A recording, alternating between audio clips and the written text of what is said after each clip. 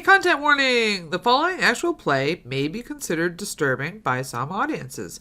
This video may contain explicit language, violence, and depictions of trauma. This may not be suitable for viewers under the age of 18. Viewer discretion is advised.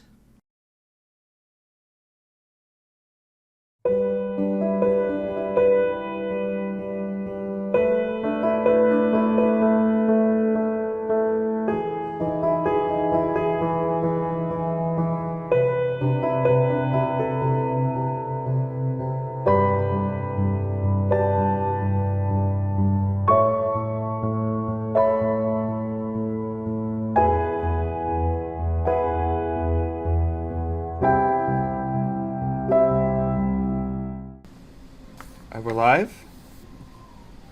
I think we're live. Hi! Hello and welcome! I am your Lord of Destruction and Indiscriminate Mayhem, Lodame. Alright, so let's go around and have our players introduce themselves and their characters and where to find them. We'll start with Rose. Hey everyone, my name is Rose. My pronouns are she, her, and tonight I will be playing Elena Caldwell, she, they. She is an exiled noble sorcerer from the draconic bloodline. Blah, blah, blah. Sorry about that. Yeah, I'm excited for chapter 2. Let's bring it. And then Sean. Hey, I'm Sean. I'm going to be playing Call, the Orc Barbarian. He's just trying to get him a little more glory today, so we'll see how it goes. Matt. Hello, I'm Matt, he, him. I'm playing the very damageable Theron. He's a human Drake Warden. He's very skilled at blocking damage with his ribs, and I hope to do it more today. Jacqueline. Hi, I'm Jacqueline, she, her, and I'm going to be playing Zeke, he, him, our gnome, our favorite gnome, Druid of the Stars. The Gnominati is real, and I hope that you stick around long enough to hear about what that means. First 5 minutes, I guarantee you. Belle. Hi everyone, I'm Belle Share, she, her, and tonight I'm playing Laurel, who uses any or all pronouns. Yeah, the Circle of the Moon Druid. That's what I'm playing. All right. You guys ready to jump in? Yeah. Let's do it. Heck yeah. All right. Last episode. In the northern reaches of Faerun, rumors have spread of many dangers in Icewind Dale. These rumors have caused all but the hardiest of Dale folk to leave their homes and travel southward. These rumors have also attracted some of the more inquisitive types. A strange company, run by an odd family, has set the task of helping Icewind Dale upon themselves. Nicholas J. Saxter, the idea man of the corporation, enlisted his family in setting out and hiring adventurers. Midge, his lovely wife and the treasurer of the corporation. Maxine, their daughter and the junior CEO. Maxwell, the twin brother of Maxine, just happy to be involved. And Drengir, Midge's brother and ex-Dale Ranger. 5 adventurers were drawn to Saxter's pitch for one reason or another, whether it was to help others seek treasure, explore, or just because food, lodging, and pay were provided. They came together. Introductions were made, both to each other and about their beliefs or conspiracies. The adventurers were invited into the caravan, which, Laurel pointed out, looked too small for everyone, but found out it was much larger on the inside. With rooms for everyone and food readily available, the interior is more like a tavern than a caravan. The group settled in and eagerly began their journey northward with this curious family. The first evening was cold, but calm as each adventurer started to feel less and less anxious, and a little more welcome. Stories were exchanged, and Maxwell learned of a secret group known to Zeke, and he became enraptured by the idea. Yami, Farron's young Drake friend, enjoyed a bit of playtime, which startled Drengir, prompting him to return to his room alone. On the second day, the caravan came to the walls of Hundleston. a town lauded for its welcoming nature and master craftsfolk. The gates were barred to outsiders. The guard captain informed the group that they were not welcome and must go around. Elena's keen eyes saw very few guards on the walls, far fewer than the size of the town would suggest. Turning northeast, the caravan began to head into the pass to Icewind Dale. During the night ride, Maxine felt something amiss. Call and the others saw a large, bestial shape stalking the caravan. In an effort to protect the aurochs, the group leapt into action and were victorious against the pack of crag cats. Bruised and weary, the adventurers retired for the evening, leaving Drengir on watch.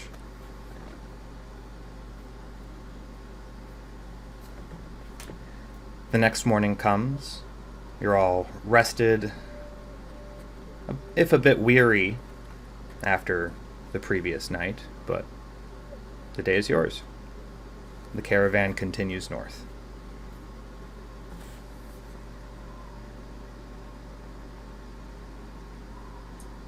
Well, I would probably be up with the dawn, and probably out on top, kind of watching the sunrise, if there's much of one up this far north.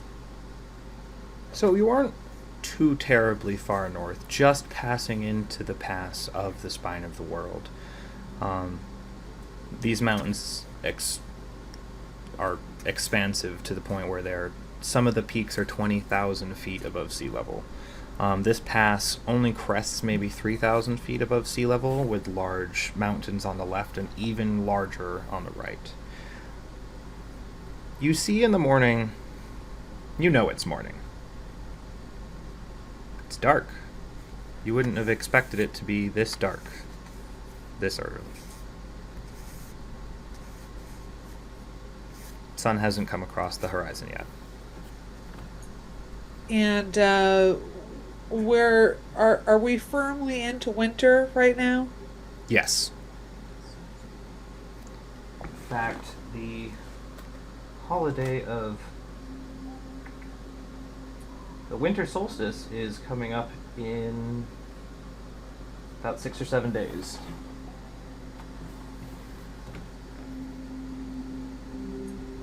All right. I just sit up there, have a pipe.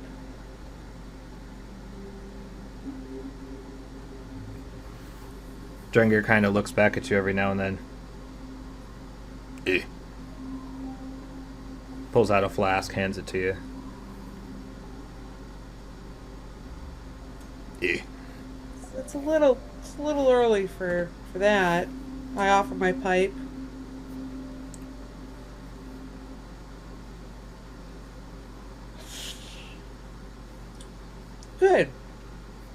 Good. Eventually he swaps out with the maxes. What were you going to say, Farron? Oh, I was just going to say, I'd probably wander out not too long after Laurel and make my way to the curtain and beg for a good cup of coffee. It's hot. Probably a little hotter than you want. It's definitely bitter. And, yeah, it's bitter and very, very hot. As long as it's not hot water, I'll take it.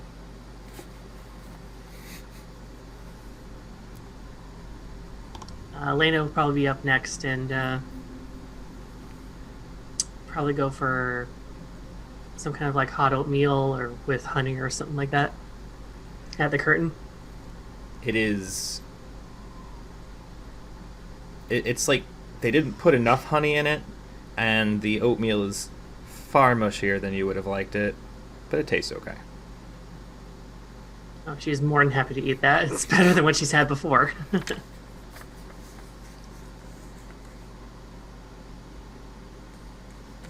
Oh, good morning, Farron. Morning. Did you get any coffee? Oh, I don't seem to need it. It's hot. Is it coffee or is it just brown water? It's It's coffee. coffee.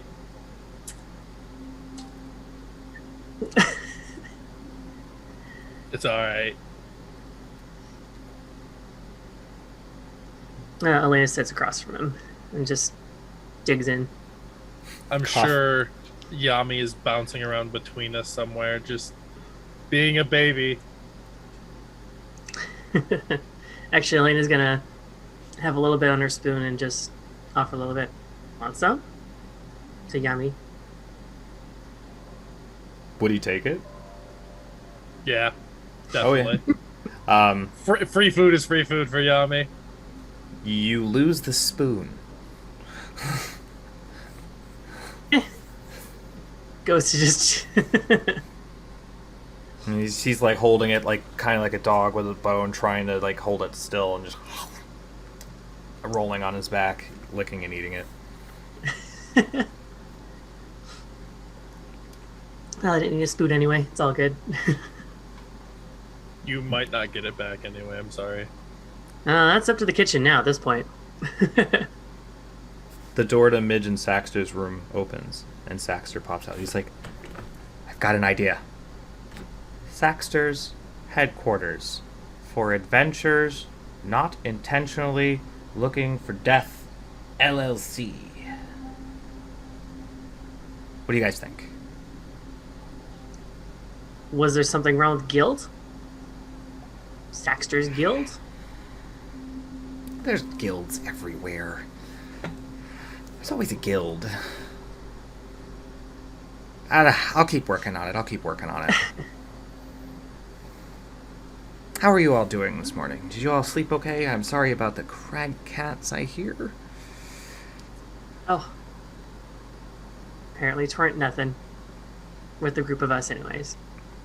But from what I hear, you did quite well. And then Trenger went outside, but it was quiet.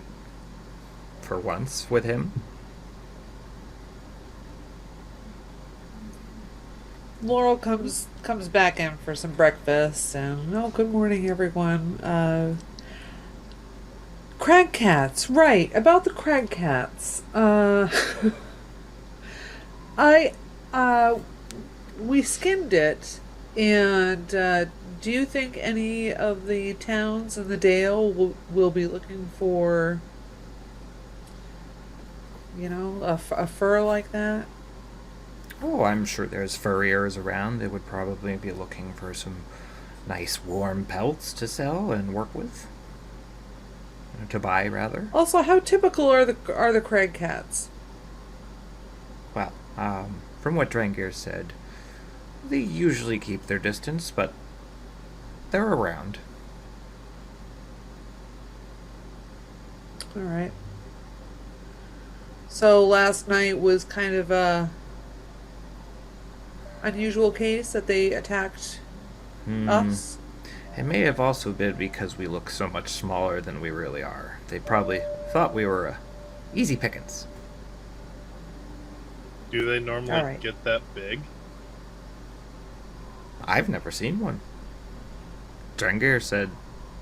Well, he didn't say.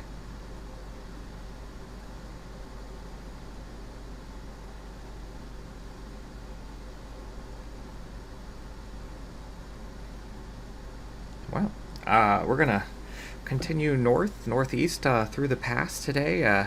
Feel free to... Well, when the sun comes up, feel free to enjoy the sunny sky. Food, whatever. Midge will be supplying you with pay for the day at the end of the day, for the usual. Is there anything any of you need?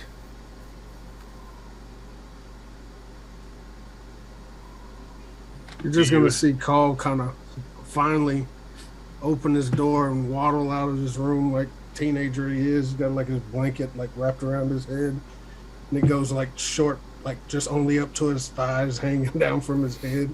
And he waddles over to the curtain, just ale. He gets a big old thing of ale. It's kind of bitter, but it's not bad. Yeah, and then he takes it and he's kind of like holding it to his chest and just waddles back to his room, lays and sits on his bed. I've been there. I've been there, man. I've been there. Oof. Yeah. Drangator's Rough. had a breakfast ale or two in his time. Do you have any secrets to make the coffee better? Lower your expectations. Fair enough. That's how I'm enjoying the porridge right now. I mean, I could guarantee at some of these places up north, the food will be much worse. Worse. Okay, that's not what I was expecting. I thought there would be some good, warm, Oh. hearty, home-cooked meals. I'm sure there will be some, but if trade is as, cut back as we've heard it been, it's likely they're on rations. But that's all I would know. That makes sense. Yeah. What's the kind of fish? There's a fish Oh, the knucklehead that trout. I've always wanted to try. Yeah, the knucklehead trout. Knucklehead trout. That's what He goes to stretch his arms out, and he goes as wide gonna as get his one of little those. halfling body can. He's like, well, they're bigger than I am sometimes.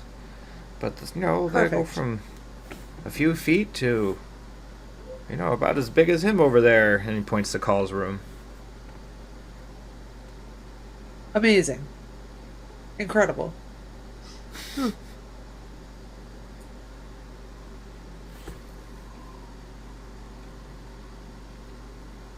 So does anybody have anything they want to do for the day, or do we want to just go on through? Zeke wouldn't wake up until just before noon. He and Pharaoh would go to the curtain and just ask for the smorgasbord of berries and cheeses and breads, and then they'd meats and sit down and they'd do their whole ritual where Pharaoh will breathe her fancy chef breath and they'd have this big feast. I think they would just kind of hang out. They might ask the Saxters for some furs. We just got all those the big ones we got. We might have a few. Drengir's definitely got some extra ones, but they might be a little dirty.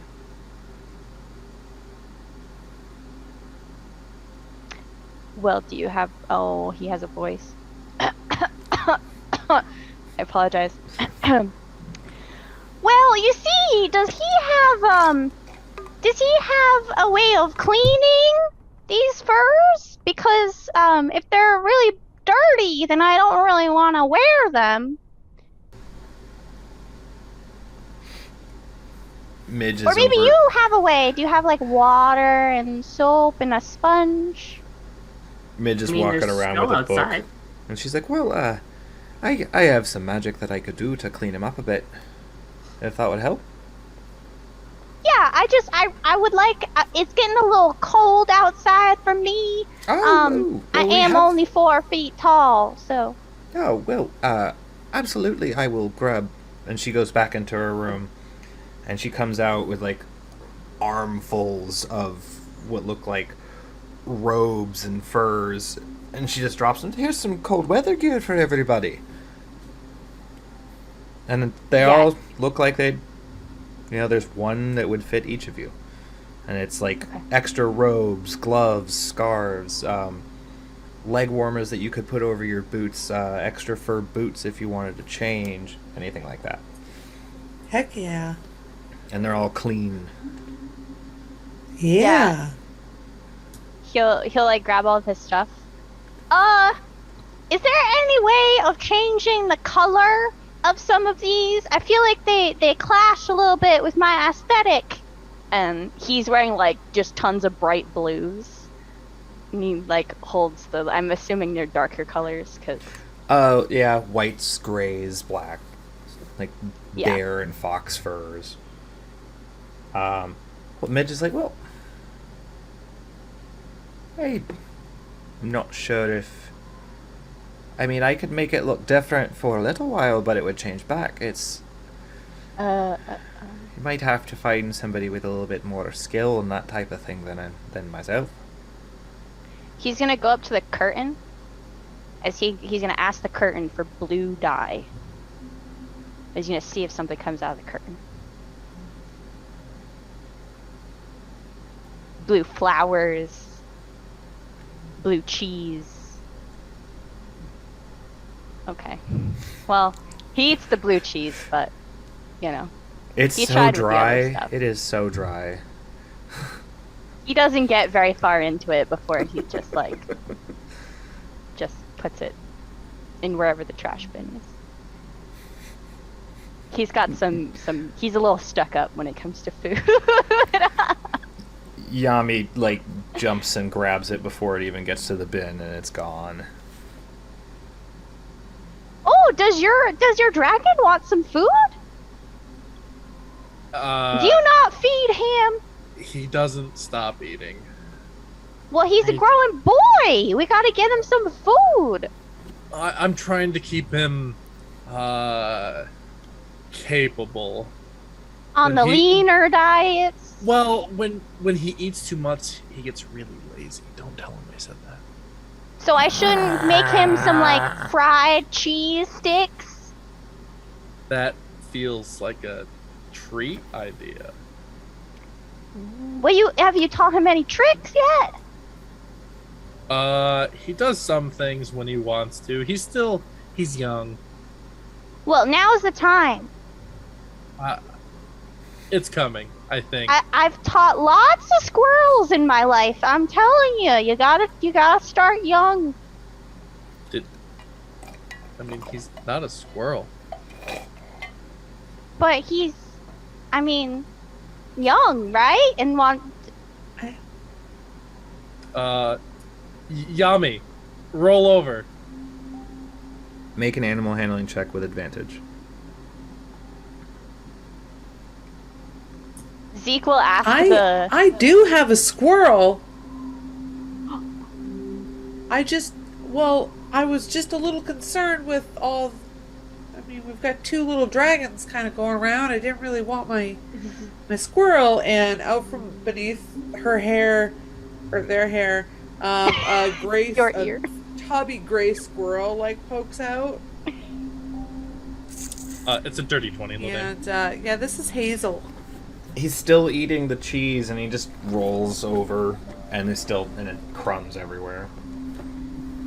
Oh, Yami. Zeke and Pharaoh, both of our eyes will get really big. Oh my god, I didn't know you had a squirrel! And then he's gonna talk to a squirrel. And he's a gnome, and so he can. Wait, what? I'm a forest gnome, and I can communicate with small animals. Oh my gosh! Now, let me make sure that it's communicate, and not Not just they can understand you. Yeah. Let me double check. Because we all know there's always something. You can communicate simple ideas with small or smaller beasts.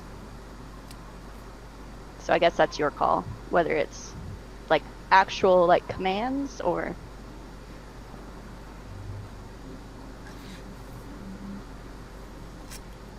Yeah, I would say that Hazel gets the rough idea of what you communicate to her, but doesn't speak back to you. Okay. Laurel, she does communicate all of her ideas back to you to reply if you so choose.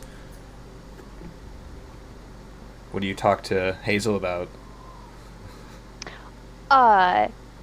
Zeke would just ask her a string of questions, where are you from, and what's your favorite food, and where's your favorite place? Have you ever looked at the stars? He would just he loves small animals. That was Laurel, one of his big favorites. To the where are you from? He sends a picture to you of a nest in a tree. For the what's his favorite food? Acorns. For his favorite place, his house in the trees and around your neck, or her house, and around your neck. And then, what was the last one? Does she like the stars? She sends a kind of the idea of her sleeping. Oh, just no concept of stars.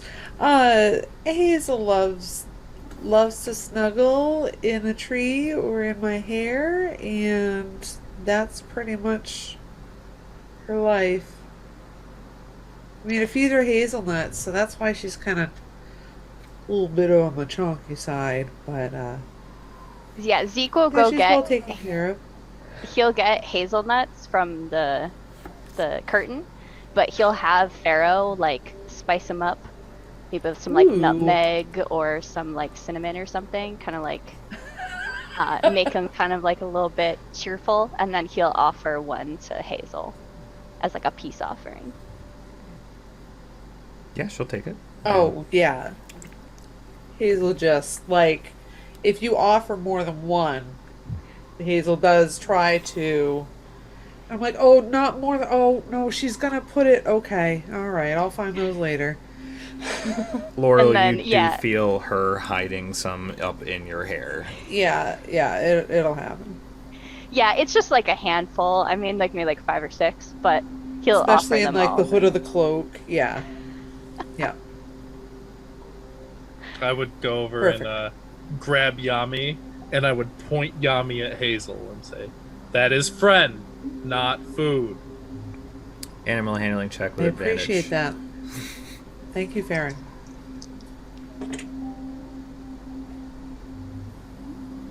Seven.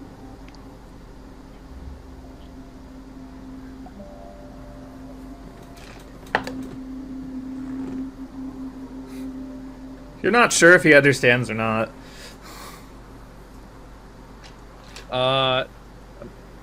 He got it. He got it. And I'll just set Yami down and like shoot him a look, like the parent look, like. It takes time. He'll be on his best behavior. As soon as you both turn your back, he tries to jump up and get the squirrel. Oh, Yami! Hey! Down! Friend, not food. Zeke will offer him more cheese to distract him,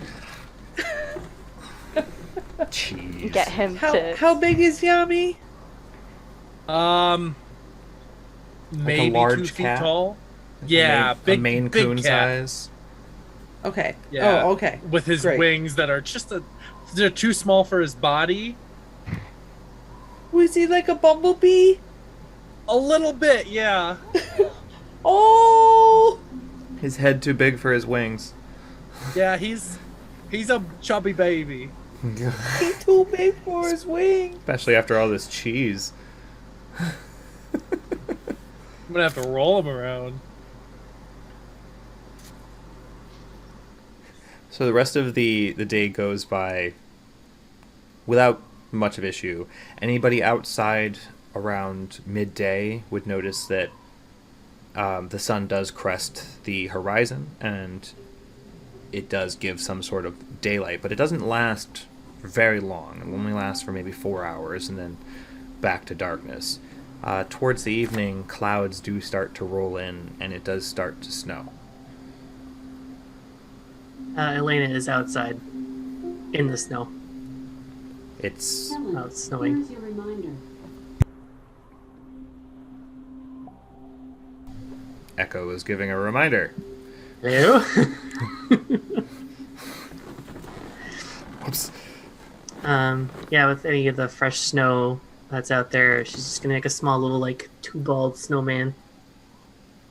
Yeah, it's snowing while the caravan's moving, and you're able to scrape some up off the side on the back porch, off the railing, or off any of the little windowsills that you can reach from the back.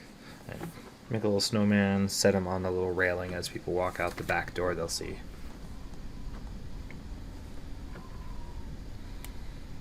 keep watch, Gustav. And she goes back inside. I'd like to go to the curtain and I'll say, can I get a call-sized ale?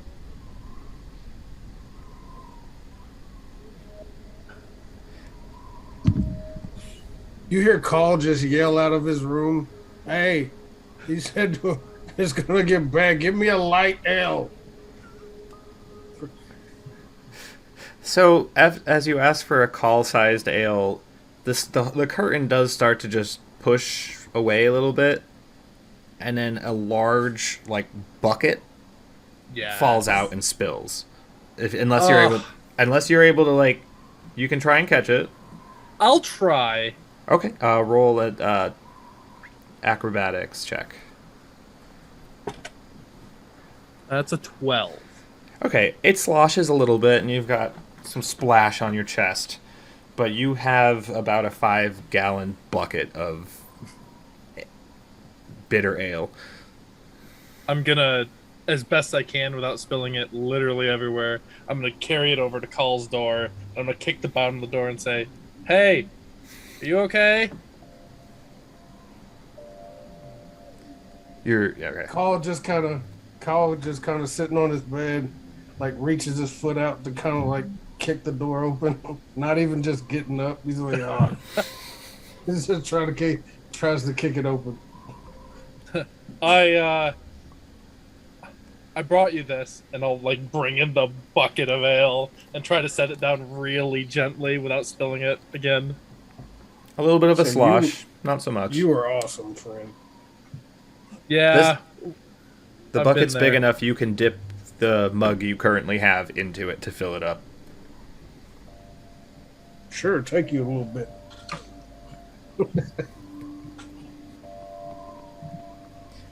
Carl's just going to sit his other mug down because he's probably almost done with it. He's just going to start sipping on the other one. Breakfast of Champions. All right, you're breathing. You're drinking okay. I'll be back if you need me, and I'll just leave. Towards the end of the evening, Drengir comes out and swaps out with the twins. They eat their dinner pretty much more or less in silence because this is confusing to them. They're from the bigger city. They're going up into the north. It's just a little weird for them. Midge and Saxter... Yeah, for the twins. Midge and Saxter, they seem just in as good a spirits as they were originally.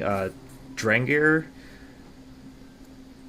as much as he doesn't speak, or when he does it's unintelligible, there is a heavy mood setting about him each time you see him. It seems to be getting a little heavier or darker as the further you go north. Zeke would probably eat with the Maxes because Maxwell has shown interest in the Nominati, and that is a great segue for him to try to get the other Max, whose name has escaped me, Maxine, interested as well. And also, he really likes sharing food, so he'd share his pharaoh breath weaponed food with them. Maxwell is fully engrossed in anything you have to say. Maxine, on the other hand, is a little more aloof. She seems to be reading through a lot of books, several which you can see are relating to Icewind Dale and what the knowing adventurer should look to find, or some such like that, like animals and the fauna of the Icewind Dale. I would be interested in that book. If I caught her reading it, I would ask if I could borrow it as well. Sure. Yeah, she's like, yeah, when I go to bed, you can absolutely borrow it if you want. I should be finished with this book this evening. Nice. So Maxwell is he pulls out a notebook and starts taking notes on the Nominati. You see that he's sketching things. Yeah. he's all about it, and he's fully bought in. Maxine just kind of, anytime you talk to her, it's kind of like, oh, okay. And she goes back to her book. Unless you seem to show any interest in what she's doing, she just drifts off into her own little world and goes back to her work. So Laurel, go ahead. I was going to say, that's an excellent question. I don't think Zeke would be interested because it's not Nominate Naughty related or food related. But he might be interested in like the small animals part. If he hears her like talking out loud, like if she's like reading out loud, he might be interested. But if she's not, then he wouldn't catch on and would just keep talking to Maxwell. So Laurel, you get the book in the evening, and it talks about snow fox, the Arctic foxes, Arctic hare, ice trolls, yeti, polar bears, walruses. What does it say about some of the more violent creatures like trolls and whatnot? Does it give any tips of how to potentially deal with them? It does. It says that for the most part, specifically under the trolls one, that fire is very helpful. Is fire pretty helpful in every situation up north? It doesn't say that it's not, but that is the one time that it is very specifically mentioned, is under trolls. Okay. Anything else the first evening?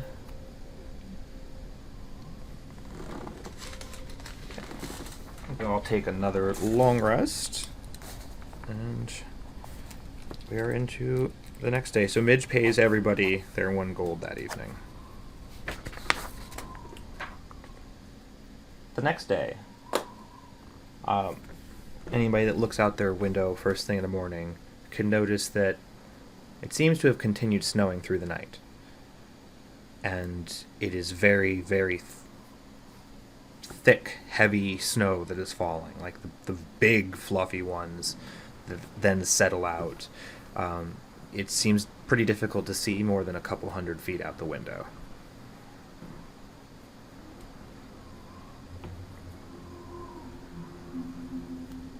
Are we going to have trouble navigating in here?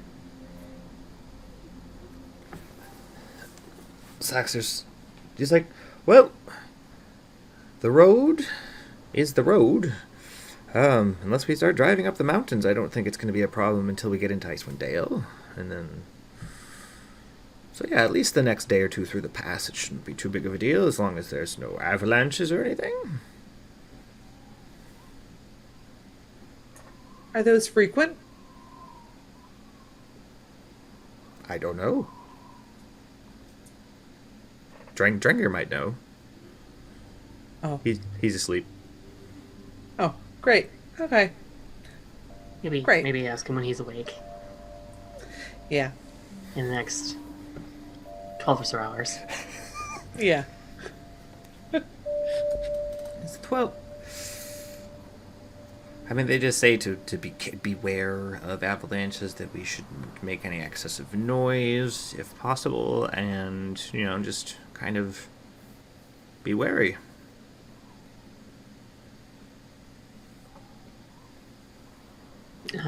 Without saying anything, Elena actually does go on to the outside part. Is it like just covered and caked with snow? Yeah, there's a good few inches on the deck back there, and it looks like the roads have been hit by the plow rocks before everybody woke up again. So the roads aren't the one road isn't completely covered. But yeah, there's a few inches of snow. Over her shoulder, it's like, okay, we can still see the road. I can still see the road behind us, for now. And actually, she then proceeds to make a few more little snowmen, absent-mindedly. So throughout the day... Oh, go ahead. Can we get a sense of how high we are, like altitude? You can make a survival or a nature check. don't know how good I am at those. Hold on. Survival. Survival, I'm pretty good. Nature, I'm mediocre. Okay, survival. Hold on.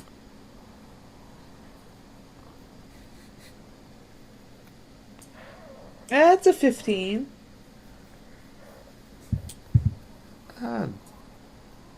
Based off what Saxer told you and what you can see from the height of the mountains, you think you're probably about a little over 3,000 feet above sea level.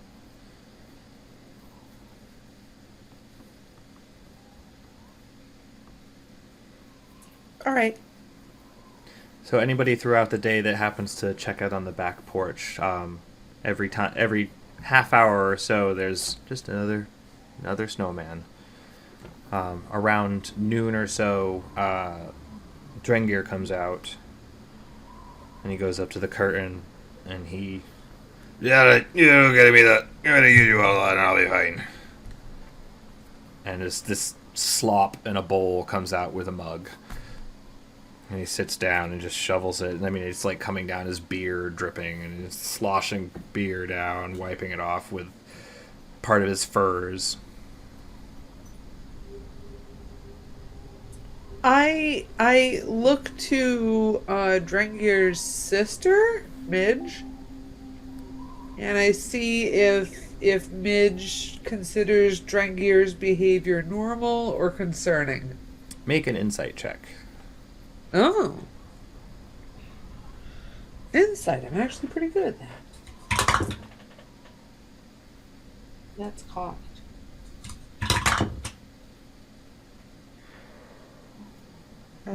That is 22. She doesn't seem to pay him any extra mind other than the occasional glance to make sure he's, doing okay-ish. This seems like she's going on like it's normal. Okay. After he finishes up his food, he just heads out the back. They wanted to talk to him before? I head outside with him. Okay. He climbs up and he swaps out with the Maxes. He's like, go back down to the stable and get some food. Then he goes and takes his seat.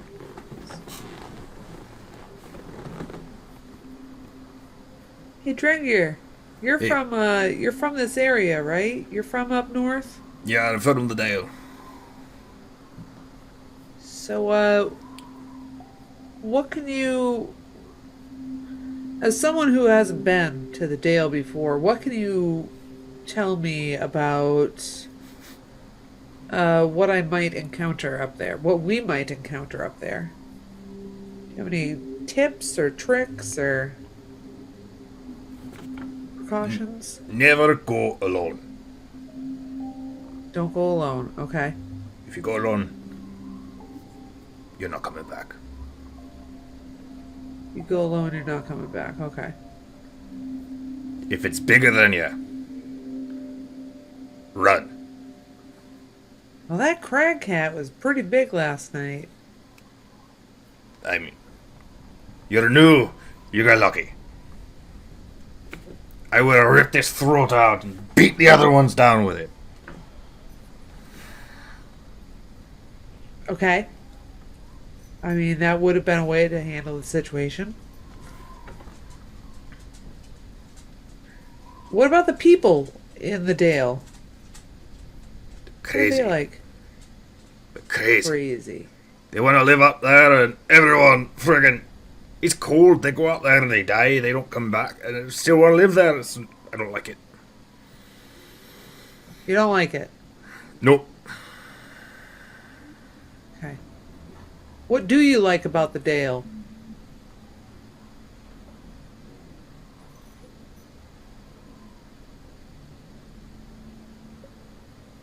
Nothing. Don't like it. Nothing. Don't like it at all.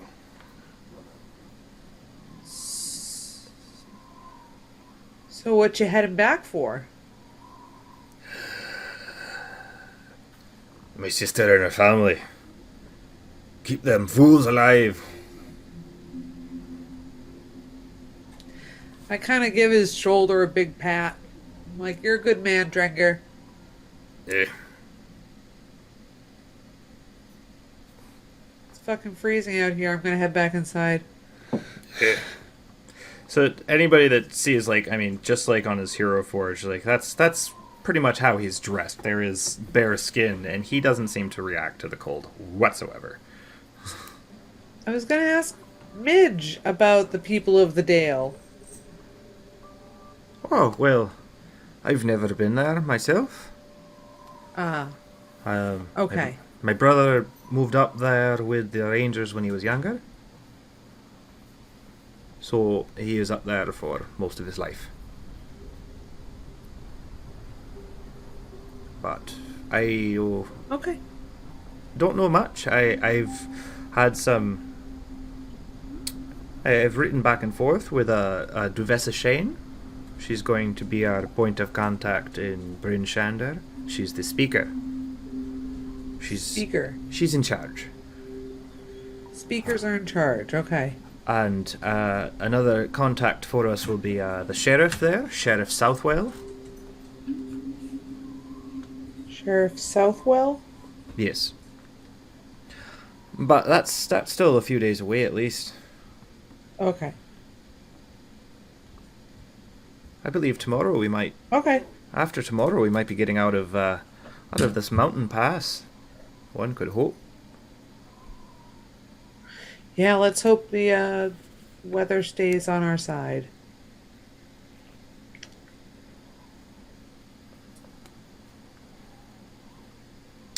Any other business anyone has for the evening?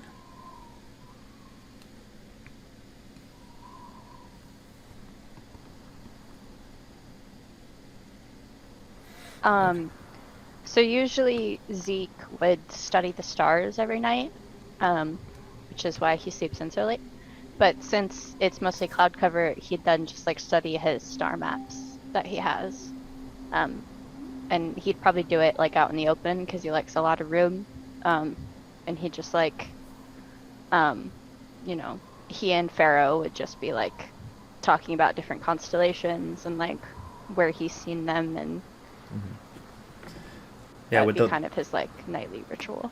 with the late hour, Zeke and Pharaoh would easily be able to take up a third or so of the whole table without much of an issue. And study their stars and such. Next day comes. Zeke! Go ahead. Go ahead. Oh, sorry. No, it's okay. It's that hard time Zeke. of figuring out when everybody's going to start talking on video. Yeah. Yeah, it's hard in video. Laurel kind of slides up next to Zeke. Is he in the main area or is he in his room? No, he would be in the main area. It would just give Okay. him more room to really like spread out his charts, because they'd be like overlapping for the night sky. What's your dragon's name? Pharaoh. Pharaoh. Zeke, would you mind talking to me about Pharaoh? Sure. What would you like to know? Well, I wondered if Pharaoh wouldn't mind if I just kind of... I'd like to see the wing, and I've just never been able to handle a creature like this, and I just wanted to kind of, well, touch Pharaoh, if that's okay with you and him. Well, she's her own thing, so you'd really have to ask her if that's Oh. okay. I mean, I don't own her or anything, so Laurel leans forward and is like, Pharaoh, can I see your wing, please? What languages do you speak? Me? Yes. Oh.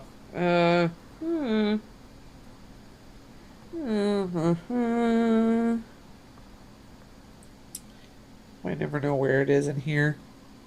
I know Druidic, I know Sylvan, and I know Elvish. So when you say her name, she kind of cocks her head a little bit, but then looks a little confused, and then looks up at Zeke, and Zeke, you hear in your head, "What?" I would respond to her in my head. She wants to she wants to see your whole form, and I don't know if do you understand her when she's talking? Oh, Pharaoh Um. only speaks Gnomish and Draconic. so Zeke will turn to Laurel. Oh, she doesn't appear to understand you, but I guess I could be a middleman if you need. If it's no trouble, So I'm just Pharaoh, so curious. after the translation, Pharaoh, you see like her demeanor change. Instead of going from a little skittish, like she starts to look all prim and proper and like holding her head high, and she hops down off Zeke's back, wings folded, tail out long. She starts slowly strutting, and then the wings just kind of stretch out, and she kind of Oh, flaps them lovely. and just does a couple circles and struts back and then hops back up on Zeke's shoulder. Brava. Thank So you yeah, so much, you Pharaoh. you got a good look at. Yeah.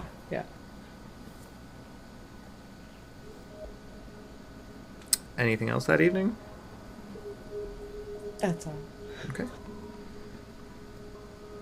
Next day comes. First thing that happens is everyone hears a loud crash from Farron's room.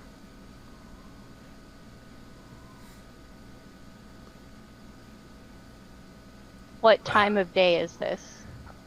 Uh, First thing in the morning? I'd say probably about 7 in the morning. So it depends on how heavy of a sleeper Zeke is. I mean, I can roll for it. Sure. Uh, Roll a wisdom or a constitution save, whichever. I guess I'll go with wisdom. That's in that one, doesn't matter, it's a 7. Now you wake up. Oh, okay. Okay. Eh. I awake. And quite grumpy, in fact. Farron, Oh.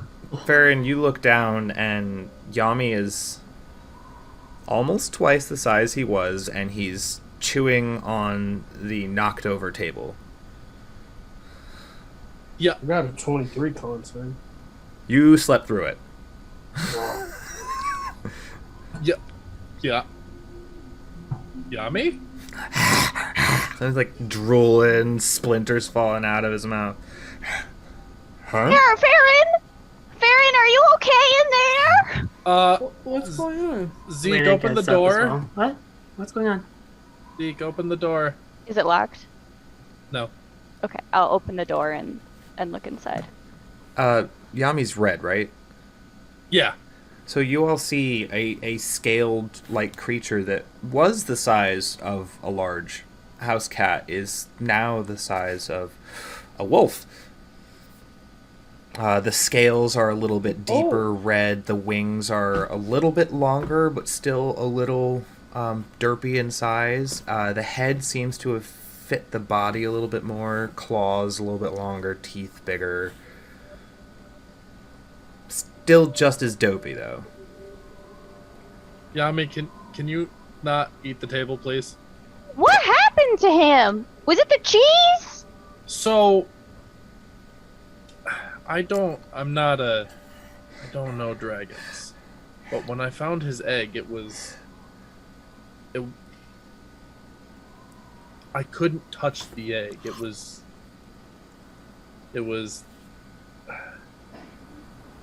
it hovered in my hand. I couldn't touch it. And then he would go inside me, and then this keeps happening. He was, in an egg this small, and he was this big, and then one day he was roly-poly, and now this. Zeke is looking around like corners and behind the door and like underneath the bed. He's looking for the Nominati. Make an investigation check.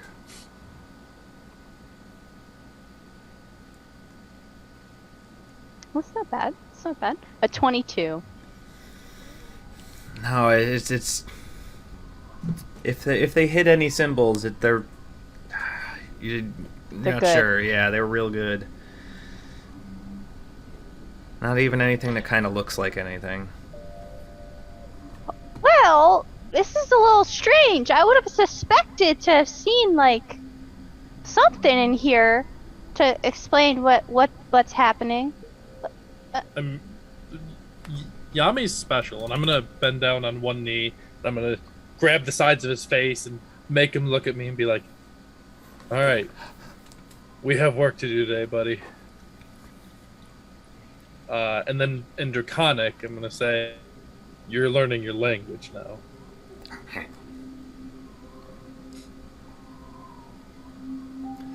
And he licks your Respond face. to that. Yep.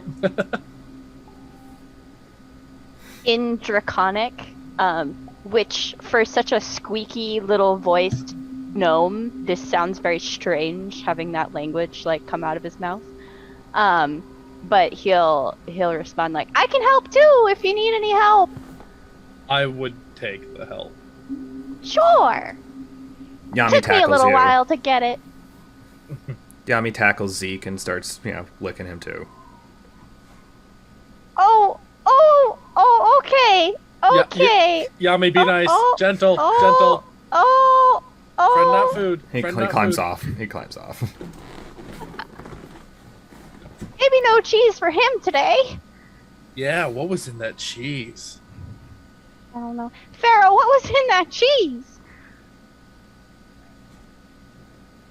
I'm not sure. Not cheese.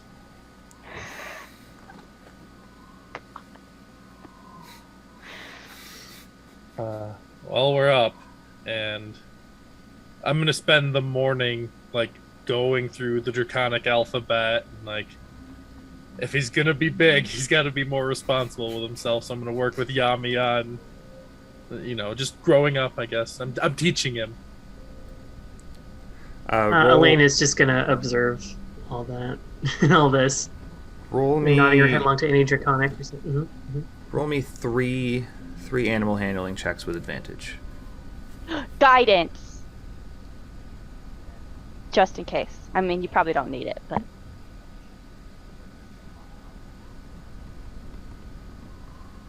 The first one is a 17. Okay. The second one is a 19. And the third one is a 21. Okay. With your previous work with Yami and trying to get him to learn basic commands, he, by the end of the day, responds immediately to the draconic commands: sit, heal, and not quite attack, but like go get. And he learns like bone, chair, toy, like a couple things to go get. Zeke would try to teach him things like Nominati, stars, conspiracy. They're gonna get us. Okay. Oh boy. Can I have 3 animal handling checks with disadvantage? Yes, you may. I'm gonna cast guidance though, if that's alright with you. You can guide yourself on each one because these are checks throughout the day. Also, thank you, Filthy Lot, for rating in. Oh, hey, Filthy Lot. Thank you. Yay! Okay, first one's a 7. Okay. Crap. I don't want that. Okay. The second one is a 13. Because I didn't click disadvantage on that one.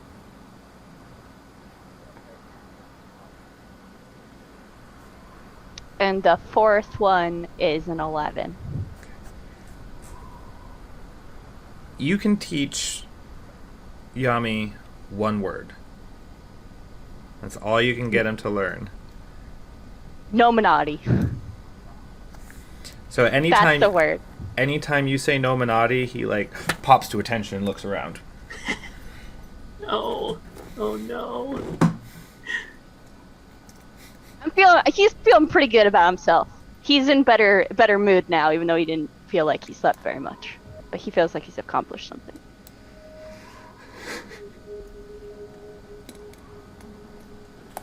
Saxter comes out in the middle of the day. He's like, Saxter's headquarters for adventurers not intentionally looking for death. It's a lot. It's a lot to say. It's a lot. Oh, and then Midge comes out. She's like, I forgot to pay you last night, so I'm going to pay you again for that. So everybody gets an additional 2 gold because she pays you for today as well. Oh, right. Oh yeah.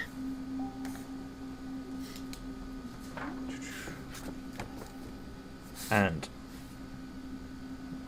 anybody that goes outside during the middle of the day today, it is barely even twilight at around midday. It's still pretty cloudy, and it's still snowing pretty heavily. I mean, it hasn't picked up any, so it's still not much more snow. The road hasn't gotten particularly bad, and it's just cold. It's very, very cold.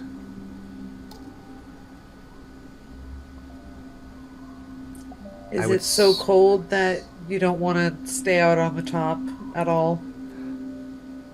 You all have noticed that while regardless of whether the caravan's moving or not, on the back porch, on the front seat, and on the roof, it's oddly warmer than the surrounding areas.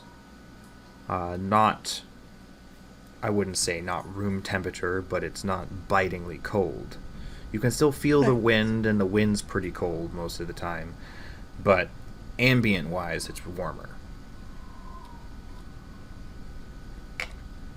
Okay, that's nice. Are my little snowmen there? A couple of them have fallen off. Most of them have gotten a little bit taller with the extra snow that has fallen on them. And She's just gonna maintain a few of them, just like, all right, men, always vigilant. She goes back inside with purpose. You do notice that a couple of them actually make a perception check. Am I doing it just straight, or what am I doing it with here? That's a 9. No, everything looks in order with your snowman. All right, they're all good. Back inside she goes. A little past dinner, anybody that has gone outside would have noticed that the snowstorm has kind of started to break, and that the stars are starting to poke through. And Zeke, being the starry astronomer that you are, would know that it is the night of the new moon. So looking for the moon, it's only going to be starlight tonight. Yeah, he would definitely take advantage of that, and sit on top of the carriage with Pharaoh, like laying on our backs and just kind of like pointing to different things and like telling stories. And of course his stories are not like your typical constellation stories that everybody else would be used to. They all have like a twist to it, that obviously has to do with some sort of conspiracy that he's made up about, this eating that, and it just kind of sounds a little crazy, but what language does Zeke talk to Pharaoh in? Probably switches off between like the like guttural draconic and a little more like squeaky gnomish. Great. I don't know either. Great. Yeah. Because Laurel would definitely be sitting out there, appreciating the stars too, smoking a pipe, but... Yeah, he would definitely, switch to common to, point stuff out to you as well. Oh, yeah. If you were, if you show any interest at all in his stuff, he is very happy to tag along. Absolutely. Yeah. Then he would, yeah. During this time, both the Maxes would be out driving as well, so when he's not driving, Maxwell will be like... Huh? So anytime you're speaking in common, he's just like... Nominati. Nominati. His sister whacks him and he gets back to paying attention. How late would you be out as long as it's clear, Zeke? Tonight, because he got woken up earlier than usual, probably like midnight at the latest, because he's pretty tired. Okay. But usually he would stay up till 2 or 3. Okay. If he could. Does anybody want to do anything before midnight-ish tonight? No, what happens at midnight, good aim? Well, Zeke, who would be awake, I don't know if anybody else would be at this point, besides Drenger. I'd be asleep. Drenger would be driving. Zeke, it is very dark. The clouds are completely gone, and the stars are very, very visible. Everything's perfectly clear. It's that nice, crisp, cold evening. And I'd like you to make a perception check, please. It can be at advantage because it's celestially related. Can I cast guidance on myself? Sure. Okay. I'm not used to having a cantrip, and so I'm gonna use it. 26. Far to the northwest, between some of the peaks of the spine of the world, you start to see this bluish-green glow. And after 20-30 minutes, it almost seems to have spread further east a little bit. And as it goes slightly further across the sky, it is an aurora. But unlike other auroras that you've seen, that ripple and move and shine, this one, whatever path it took, it stays in. And it's almost like icicles dripping down from it, sparkling. They don't move, but they do sparkle. And it starts to take a path east across the sky. It's the same icy blue with the icicles dripping down it.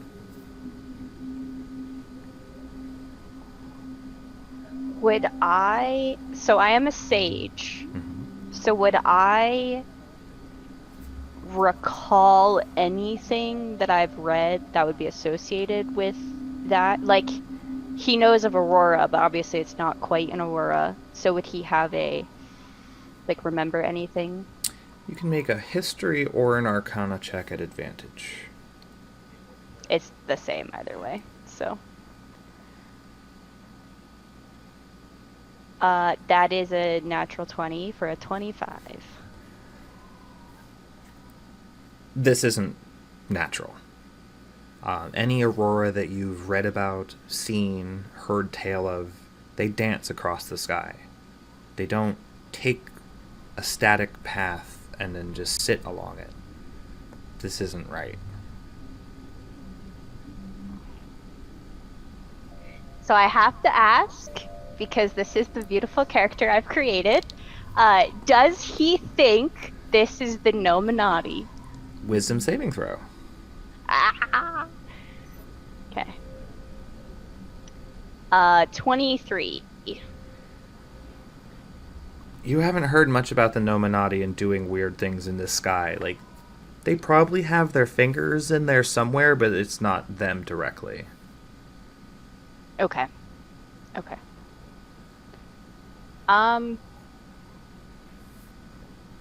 He's gonna pull out his magical book with Midge, and he's gonna write like a basic description of what he saw to her, because he doesn't want to like take his eyes off of it, just in case something changes. Mm-hmm. And he's gonna ask her at the end if she's ever seen something like that before. So as you're writing in it this late at night, pretty sure that Midge isn't going to respond immediately.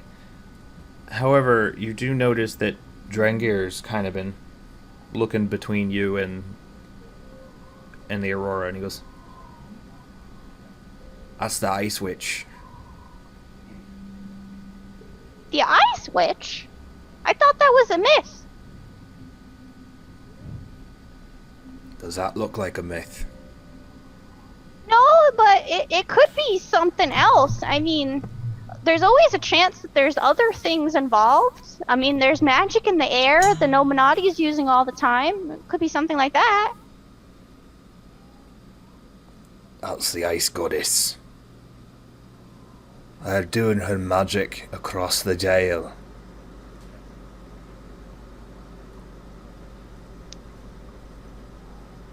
Can I make an insight check into him? Mm-hmm. Okay. And I'm gonna cast guidance, if that's okay. Sure. Yeah, I probably needed that. Okay, that's a 19. He's being completely honest.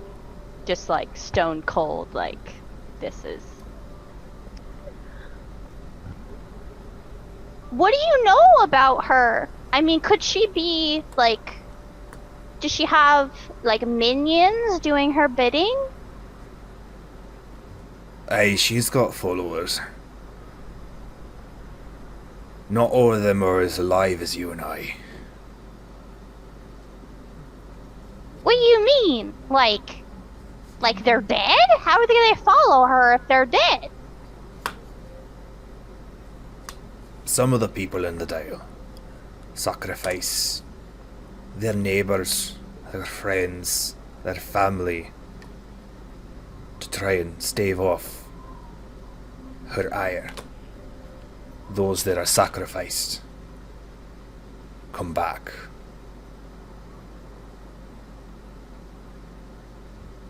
Well, that's a little creepy. How do you know all of this? A year ago I left.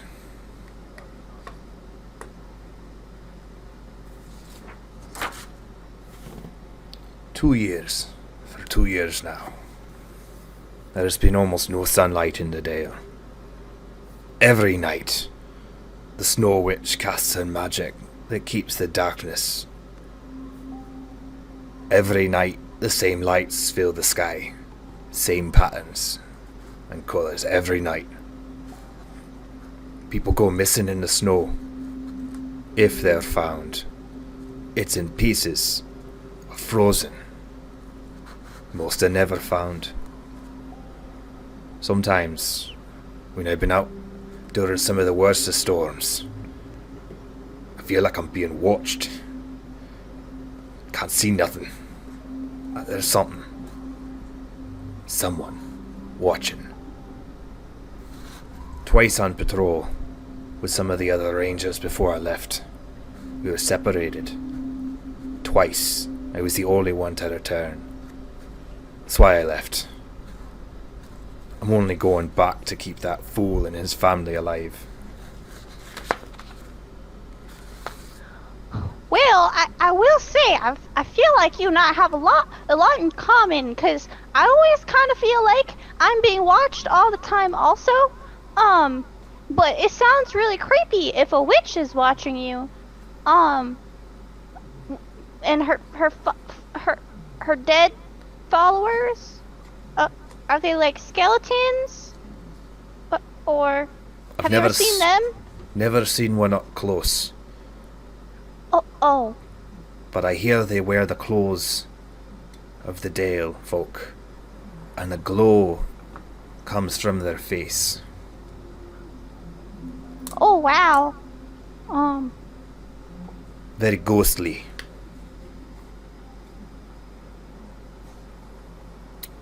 Make another insight check for me, please.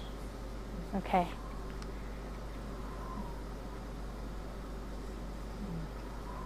Uh, 13.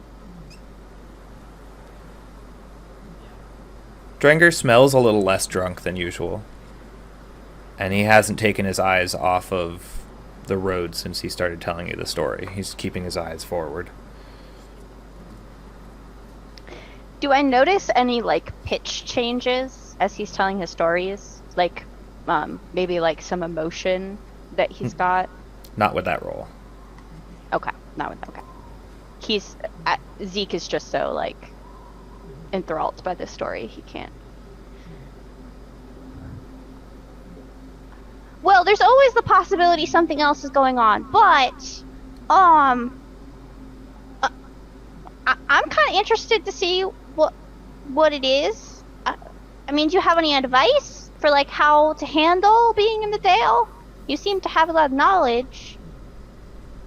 Stay with your friends. Don't go alone. Okay. Watch your backs. Like each other's backs or my own back? Cause I don't think I have that twisty. Watch your friends and hope they watch your back. Okay.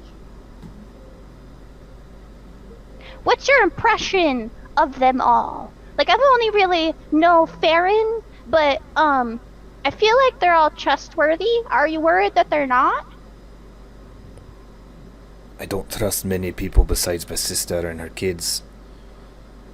But From the people watching you? Yeah, I have trust issues too.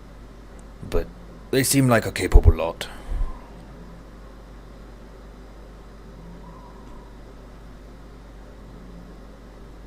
Well, they seem to have at least believed me a little bit, and so that's always a good sign. Most people just dismiss me right off the bat. I bet you're used to that too. I usually don't talk enough to be dismissed. That's a thing too. Yeah. Usually I look at people and they look away. Or vomit if I haven't showered in a bit. Sorry. I wasn't gonna say anything about the smell, but I'm glad that you acknowledged it. That's a good start to getting better. Well, if you think of anything else that's really important for us to know, probably tell us before we leave. I'll try to think of something. Okay. Well, I think I'm gonna go to bed, but, just ring an alarm or something if anything happens. We'll come running. Aye. Zeke, as you start heading back, you can notice that the aurora has gone probably halfway from the western horizon towards the east, and every section of it, none of it has moved.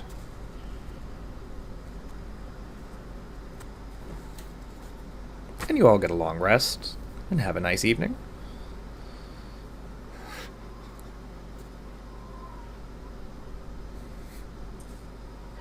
I again wake with the dawn, but am I starting to... Dawn has been pretty dark the past week. This would be the So- 1, 2, 3. This is the Would my sense of fifth like day. dawn be getting a little skewed? extremely. This day when you get up, this would be the 16th of Nightal. It's pretty much night. You see no indication of sunlight. And it's clear still.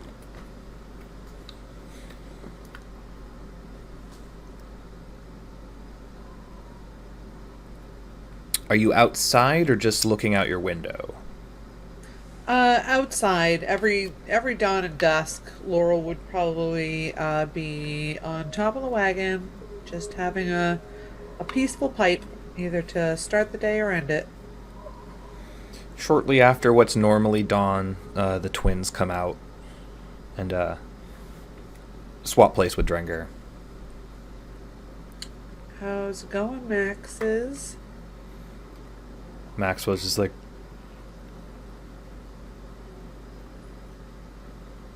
Yeah. it's going. Max seems Yeah. like, it's fine. We had breakfast and we had your friend called it coffee. That's not bad. Coffee, yeah. It's got me going. See you later, Uncle. Take a bath. can we take baths? Is there a place to take a bath? Well, it's Ma and Pa have their own private bath, but if you ask them, they can set one up for a day or so inside.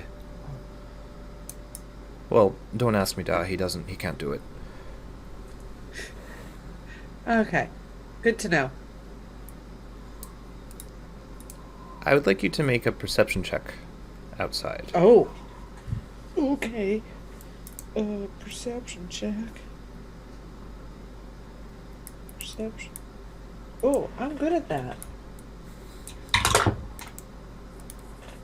But the die is not in my favor. Well, that's not too bad. That's a 14.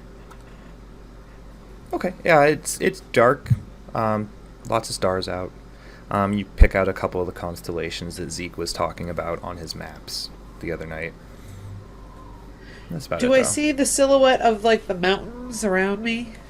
Yes. So, much like it was just north of Luskin, light doesn't seem to reflect off the snow as much. So, as opposed to brighter white, like you would expect them to look, everything is a very dull, dark gray, and the shadows of the mountain almost appear black against the sky. Gross. Okay. It's not what I was expecting. Okay. Great.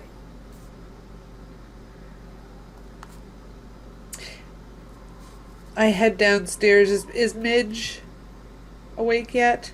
Yep, she's at the table with reading through her and Zeke's little communicative notebook, and she's taking some notes down in her own private journal. Good morning, Midge. Morning. Yeah. I was wondering, is there a means of communication between the Dale and the other side of the spine? Is there a way that I can send things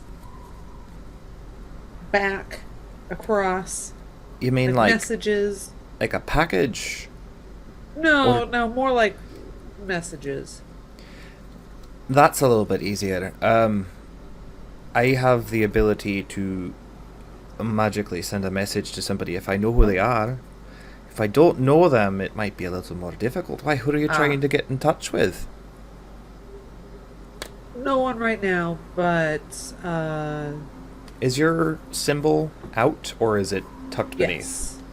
yes. Yes, Laurel wears a copper oak leaf brooch that is mostly visible. Yeah. She's not trying to, they're not trying to hide it right now. Are you trying to reach somebody in the Emerald Enclave there?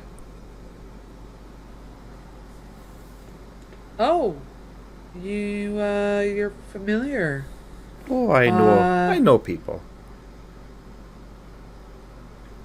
Not just yet, but possibly in the future. Yes, exactly.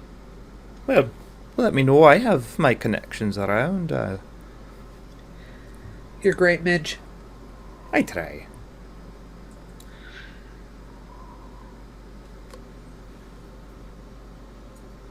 Yami does not destroy anything in the bedroom this evening. That's what I was gonna ask. Good. I'd be up pretty early because now I'm excited. Yami's getting bigger and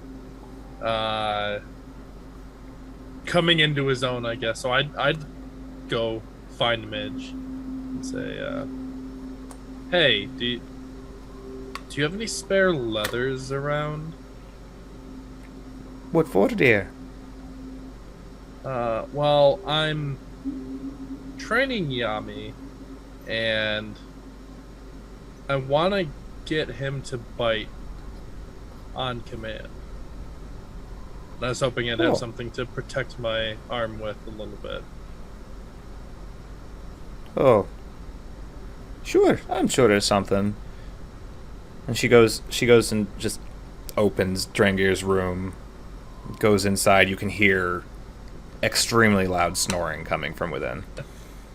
And she comes out with like this roll of kind of beat up looking leather. She's like, This will probably, you could wrap it around there a couple times, see if he wants to latch on without making you bleed too much.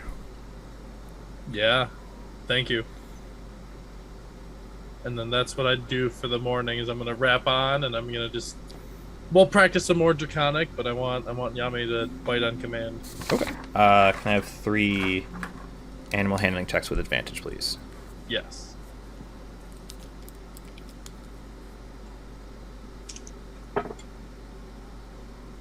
That's a 17 and 11 and a 14. Okay. Yeah, you're able to get him. You're pretty reasonably sure he'll attack what you want him to on command and stop when you tell him to stop after the day's worth. He does still make his few shares of mistakes and may need a little bit more training going forward, but a little bit better. Awesome. Anything anyone else would like to do during this day? Zeke would, when he woke up, look in the journal that he and Midge have together to see if she responded with anything. She has a note, like an asterisk, next to where you drew and wrote the description, and in her handwriting it says, contacting people, see if they know anything. He'd probably just go talk to her about what he heard from Drangir. He's not really the secretive type. So Yeah, she'd be at the table. Oh yeah, he actually told you. Yeah, I mean, he looked pretty terrified. I mean, it made me a little terrified, too. I've never seen anything like that before. I've only Still heard. could be the Illuminati. I've only heard a few stories and some of his drunken ramblings, but that's why we wanted a team. So that, I mean, as my husband is so casually putting it, we are looking for adventurers, not intentionally looking for death. So, ideally, you all would protect each other and, keep each other safe. Yeah, what's your, and he'll, lean in a little bit. What's your gauge on the other ones? Do you feel like we're gonna be a good fit? Are you worried about any one of us? Oh, I'm worried about all of you, dear. Well, you don't have to worry about me. I'm good. Oh, it's more that I'm worried for your safety just because of how dangerous it can be out there. Fought the Illuminati plenty of times. This is not a big deal. I'm sure you'll all be fine then.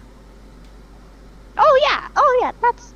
Did I perhaps assign the wrong person to be the leader? With your expertise in this Illuminati group, maybe you should be in charge. No, I think Elena's got it. I don't want to step on anybody's toes or anything. It's just... Alright. Well, excellent then. No, everything's fine. Everything's fine.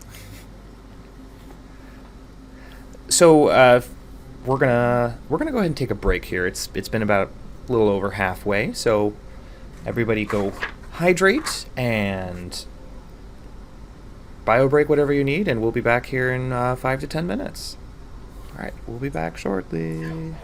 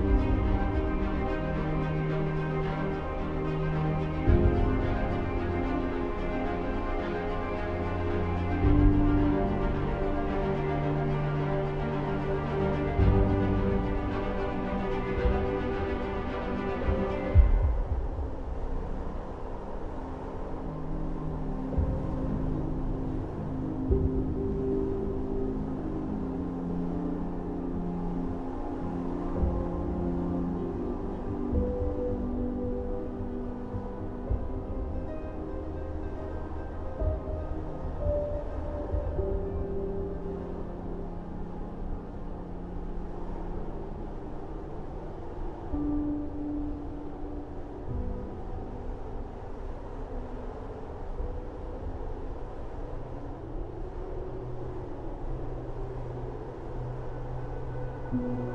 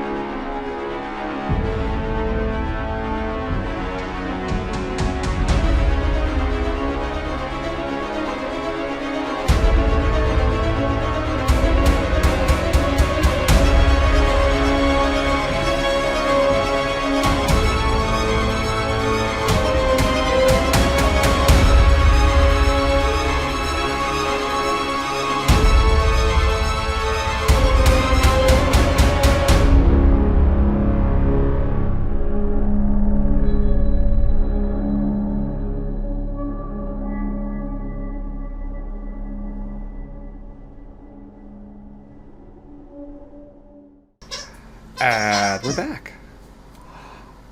Hello, everybody. We have returned. Ooh, this will be the 1, 2, 3, 4, 5. So this will be the dawn of the 17th. Is the next day. I've got my calendar here. And it is past the new moon, so this morning, anybody out and about Laurel, you'd be getting up with the dawn, you would see that there is a waxing sliver of a crescent moon. Do we get a gold piece from the day before? I don't remember if we did that or not. Yeah. Okay. Sure, why not?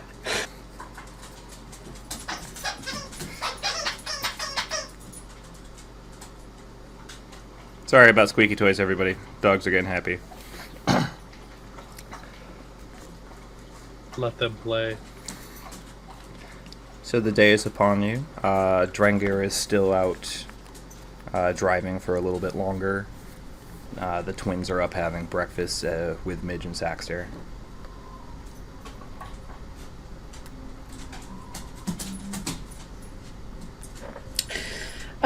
How far would you say we are away from what's the main town's name? That's Bryn Shander there, dear. Oh, Bryn Shander. All Bryn right. Shander, yes. About 2 more days. Today we should be actually arriving into the Dale itself, like actually coming out of the pass. Might be able to see Bryn Shander in the distance. It's relatively flat, so it's possible. Great. Is everybody sleeping okay? Does anyone want any changes made to the rooms? I heard somebody asking about taking a bath, and she Oh my goodness, can we please? she points over to where. So normally when you guys come in, right on the right wall, on the right side of the curtain, there's normally a fireplace. This morning there's a door. And she's like, yeah, right behind there, if you need to take a bath or anything, do it as you need to, do you see fit, feel free. That wasn't there. How do you change things around? Oh, I changed The them as I Illuminati. am not with your strange little group cult thing there, mister. I change it as I need to, and we change it around as we see fit. How? Magic. Can I make an insight check into her? Sure. I'm gonna cast guidance as well. Okay. I just have this feeling I didn't need it.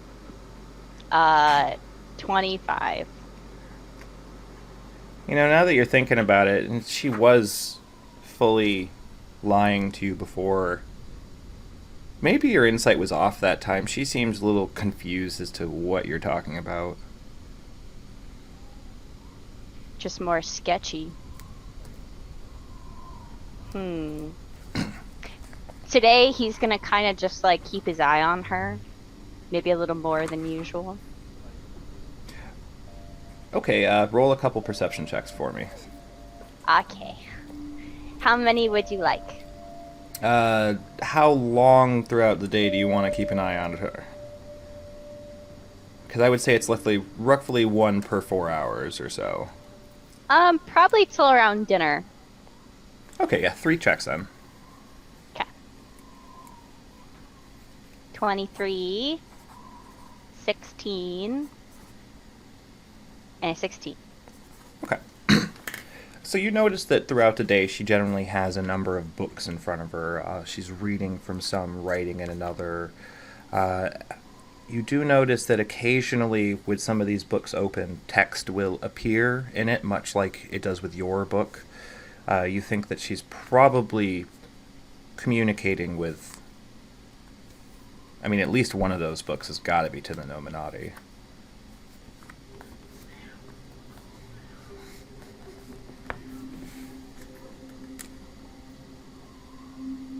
But yeah, you see, like, it's even... A couple of them are in different languages, too. You see, you probably recognize at least Dwarvish, Gnomish, Halfling, Draconic. So it's... And several of... and at least 2 of the books are completely in common. Do I have a sense of which one I think is the one she's communicating with the Illuminati with? Do you speak Dwarvish? Wait, what languages do you speak again? Just Gnomish, Draconic, and Common? No, I also speak Druidic and Sylvan. Okay. So it's probably the Draconic one, maybe the Dwarvish. Okay. But I mean, the common ones in the Gnomish one, she does make references to the Illuminati, but it's more in like trying to find out what it is, if anybody else has heard about it, if any of the Gnomish contacts have. So, and also in the common books, you see it referenced, but it's usually like, what is this? Have you heard of this? So she's trying to throw me off her trail. I see. All right. I'm gonna make a mental note of which ones The draconic, the dwarvish, Draconic, and the... those are the because you can't understand them, and you have seen reference in the Gnomish and both common books. I do speak Draconic and read Draconic. So then the dwarvish one. The dwarvish, okay. That's the one you the one you can't read is the one you suspect. Okay.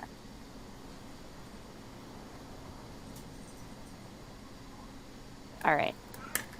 That's it. Anything you want to try with Yami today there, Farron?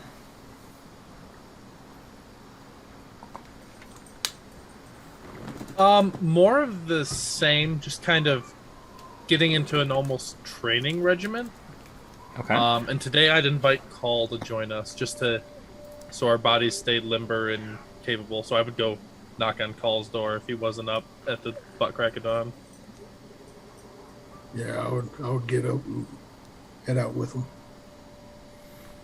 All right. Make 3 animal handling checks with advantage, please. Mm-hmm.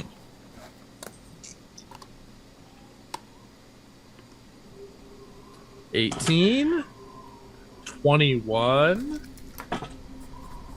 and a 12. So throughout the day, you get a really good sense that he's getting on to where to attack when you command him to. Call, unfortunately, during some of this sparring, you do take a couple bites, and you take 2 points of piercing damage throughout the day. So does Yami, unfortunately, takes a few points of slashing damage back from Call. But as a whole, it is a pretty good day. Yami and Call and Farron, you all get some good sparring in the room, in the main area.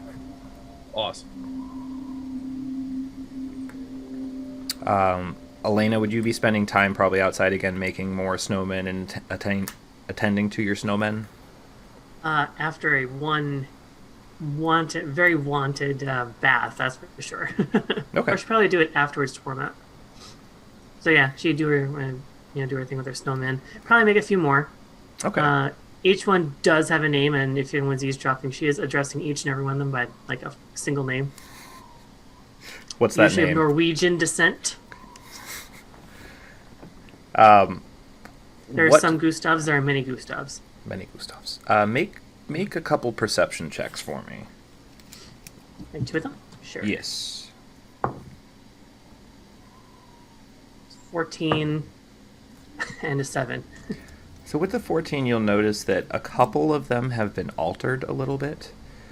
Not anything bad, but it's kind of like little rocks placed for eyes in a couple of them, and you can see that some of them have little stick triangles on their chests with what look like almost a G in it.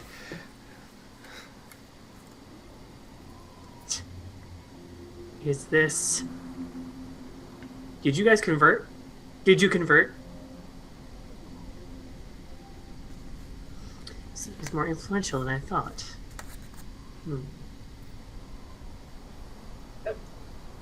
You happen to catch a rough look of Maxwell peeking down as you notice his handiwork. And then he hides back. Maybe it's not Zeke at all.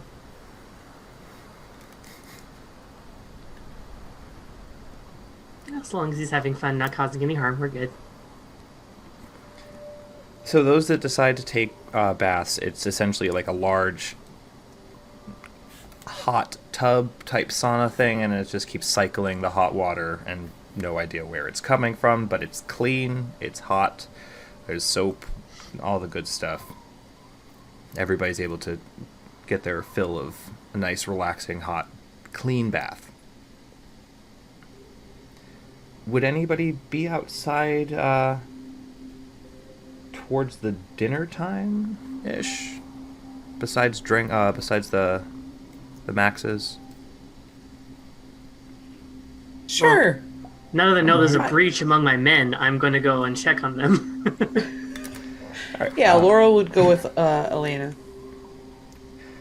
So it's still pretty clear. There are some clouds. The waxing crescent moon is slightly bigger than the day before. And can I have both of you make a couple perception checks for me, please? Yeah. Another friggin' 7. 12? Oh, we each get to make 2? Mhm. Oh, great. Good. Oh, good. I thought I did 2 by accident. I'm like, oops. What'd you get? A 7 and then a 9. Okay. Well, I'm not going to bother rolling one for Maxwell because he's not observant. Okay. So Maxwell has been side-eyeing Elena a little bit and kind of like snickering, trying to act like he knows something that other people doesn't. And if confronted about it, he's giggling that he changed some of your snowmen. He's like, the Nominati. Nominati. He's just like giggling about it and writing in his journal, drawing G's and triangles and looking out and about. Oh, boy. She looks over to Laurel. He means no harm. Yeah, absolutely. Really drink the Kool-Aid, though. Oof. Yeah. From the tap. Just, I wonder if we should be worried. oh, not at all. What do we have to be worried about? She says, making another snowman. Just nothing. We're all fine here. We're fine. We're all just fine fine. here. Right? Here you go, Gustav Jr., Jr., Jr., Jr., Jr., Jr. Okay. Laurel is making little snow animals to go alongside the snow people. They aren't particularly animal-like, but they are less human-like than the snow people. Right, they have 4 legs and like muzzles, and that's pretty much. One maybe looks like Yami. It's got like a bit, but it's got like a big pot belly, and these little tiny like stick wings that come out. So after about a half hour to an hour of listening to Maxwell quietly giggle and making extra snowmen, Maxine kind of looks up and says, do you see anything up there? Like up ahead? What? It looks a little less dark up there. Slightly up the hill to the north there, just off the path. Do you see anything? I'm gonna look where she's looking. And you can both make an additional perception check, or one of you can make good. one at advantage, whichever you choose. Go ahead, Laura. I'm kind of stuck in my rolls today. Okay.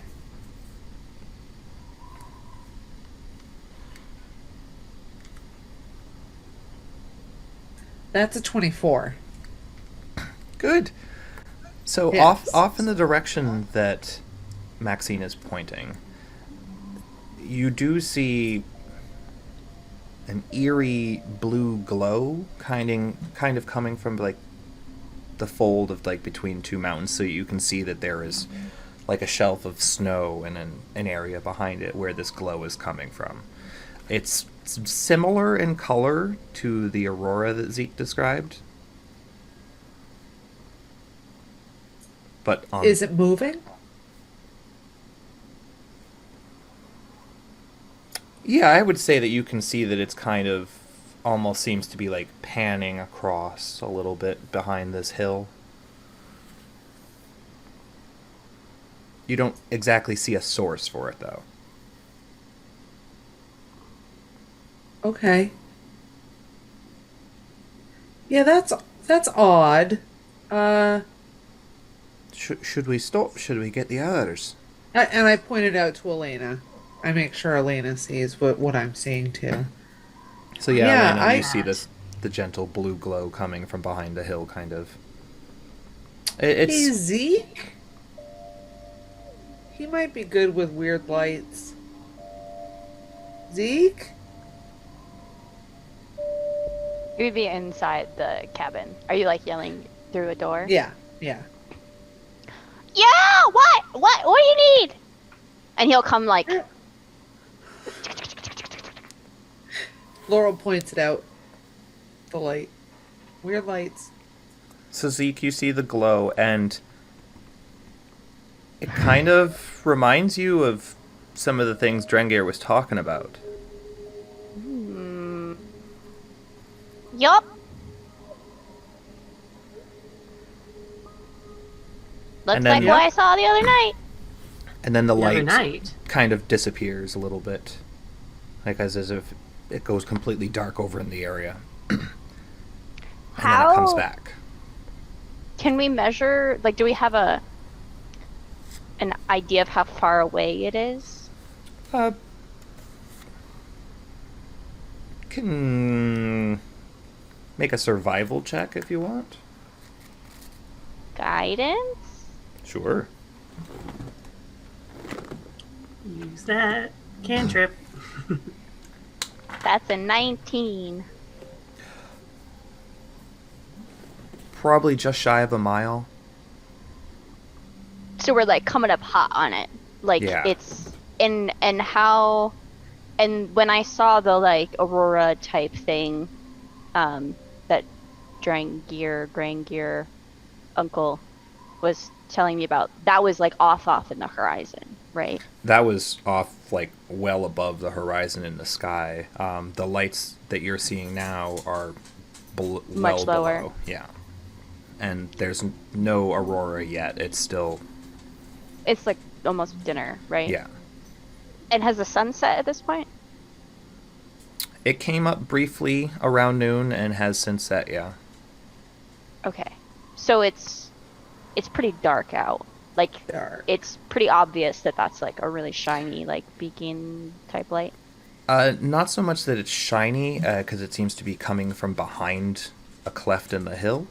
But yes, it is definitely obviously bright enough that it's Does it look different. like it would be difficult to reach that point? Is it along the road? Like, are we heading that way? It seems to be just slightly off the road, and yeah, you are heading that direction. It's Oh, hard to tell okay. if you would be able to get up to where it is unless you got closer. Well, I would, Zeke would relay most of this information. Like, you know, it looks like it's like a mile, and Maxine looks. Sure. Should we keep going? should we check it out? I mean, I mean, I worst don't- comes to it, we can just really hoof it and get away. I don't. Would Zeke have any knowledge of something like this?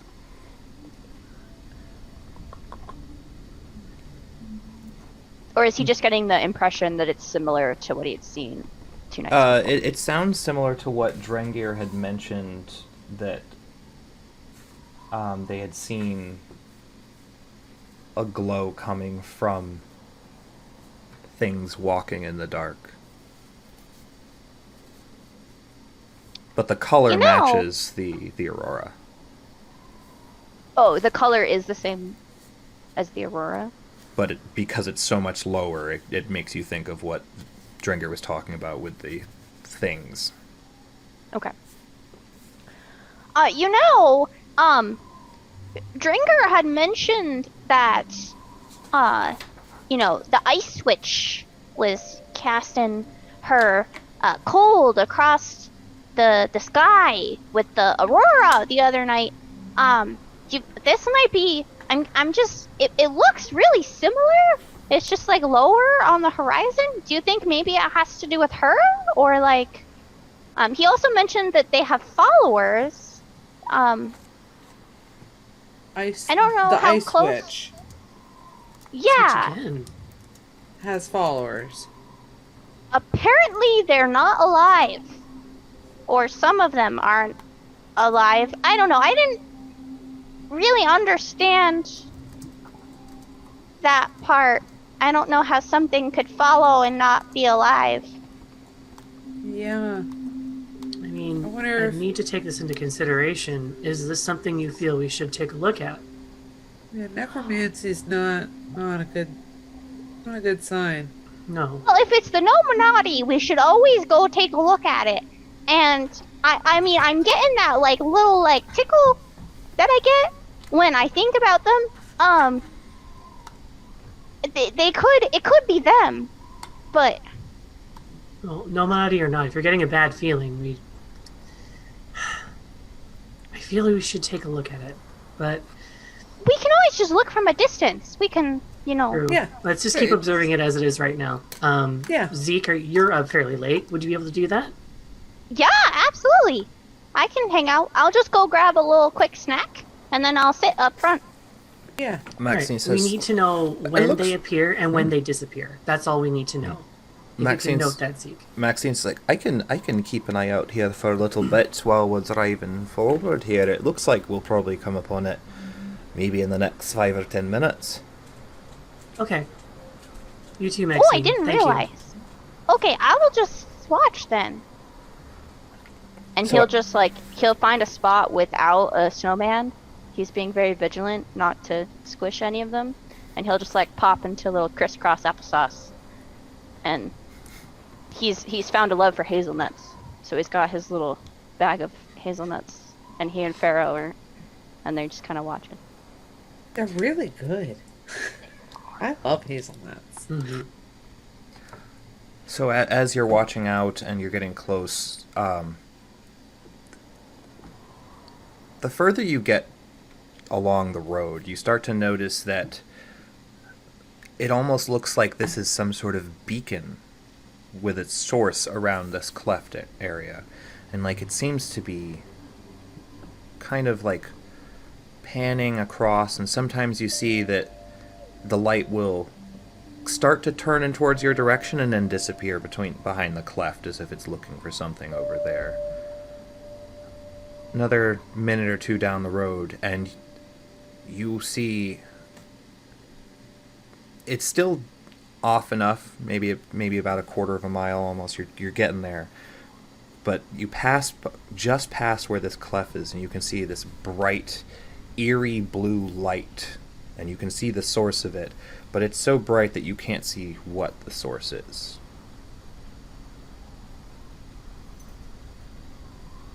Oh, should we stop the cart? Should we walk on foot? I don't know if we should. Maxine's like, this is making me uncomfortable. If you'd like to go check it out. So you Yeah. should stay here. We'll get the others. We should go and take a look. Yeah. And then he'll go get Farron and Call and just kind of explain to them as we're coming outside what we saw. Kind of get everybody up to speed. What's the size of the thing? It's a little hard to tell with how far off it is, Okay. but I from mean, the is actual, it huge or is it? with the size of the light and how bright it is, it's hard to tell, but you can tell that where the light is coming from is probably human-sized.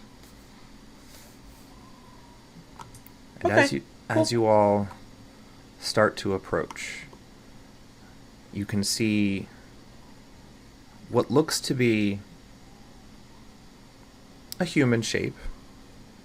Furs, leathers, ratty clothes, but from where its face is, a bright, eerie glow, and you all hear echoing from around you.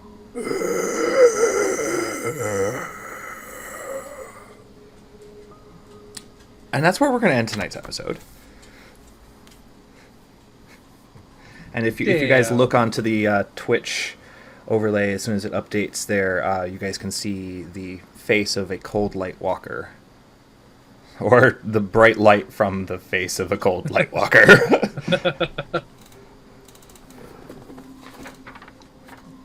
So, and as you guys see this cold light walker, you can also see a little further to the north the actual exit of the pass into the tundra. So we'll pick up there next week with whatever's going to happen with that.